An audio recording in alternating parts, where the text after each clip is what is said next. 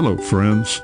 I'm your host, Dave Layton, and welcome to Signs of Our Time, discovering America's heritage, one sign at a time. This podcast is designed to provide the story behind the story found on America's roadside historical signs. For many people traveling through central Alabama, Kowaliga Bridge is simply a beautiful crossing over Lake Martin.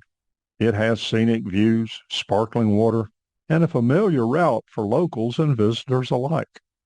But Kowaliga is far more than a bridge. Beneath the waters of Lake Martin lies the story of the original Kowaliga community. It was founded in late 19th century by John Jackson Benson.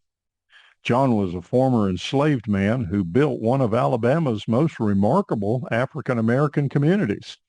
Kowaliga became a center of industry, education, and opportunity. Farms, schools, and businesses, they represented determination and progress. And then came the Martin Dam. When the dam was completed in the 1920s, the waters of Lake Martin rose and submerged much of old Kowaliga beneath the lake's surface. A thriving community disappeared as it was underwater, but its story did not vanish. Today, the Kowaliga Bridge crosses above the waters that cover a forgotten town, making it more than just a roadway. It's a connection between Alabama's visible present and its submerged past. Yet Kowaliga's story does not stop there. Just miles away stands another chapter. It's the Hank Williams Kowaliga Cabin. In 1952, country music legend Hank Williams spent time at a cabin near Kowaliga. He drew inspiration from the area's folklore and landmark. And from this connection came the song Kowaliga, one of his most memorable songs. It's inspired in part by the famous wooden Indian statue that stood nearby. With Hank's unmistakable style, he transformed a local piece of Alabama culture into a song that's recognized far beyond state lines. So in one region, Kowaliga became both a lost community and a music legend. That is what makes this area so fascinating.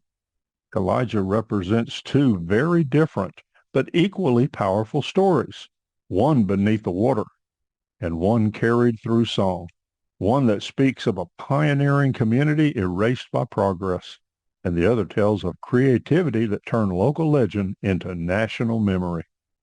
Together, they remind us that history is rarely one-dimensional. Sometimes a place is not defined by one event or one person or even one marker. Sometimes it becomes a crossroads where multiple stories meet. Kowaliga Bridge spans hidden history, and Kowaliga Cabin preserves artistic history.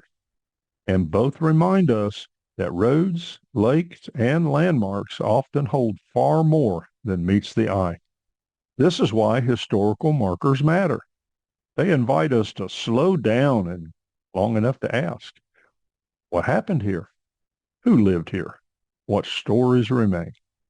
Because every sign is more than a plaque. It's a doorway into another time. So whether you're crossing the Kowaliga Bridge, visiting Lake Martin, or exploring the Hank Williams connection, remember, we are not just passing through Alabama scenery. We're moving through layers of history. From John Benson's remarkable community to the waters that changed the landscape, to Hank Williams' cabin and the song Kowaliga, this is a place where memory still echoes. One more thing. I recently had the chance to meet Cecil Smith. Cecil was the project manager for the Kowaliga Bridge. He's much older now, but there's a spark in his eye as he tells the story of building that bridge. To him, crossing that bridge is not just another trip across Lake Martin. To him, it's living history, and he was a major part of it. Well, before I close, I want to play part of the Hank Williams song, Old Kowaliga.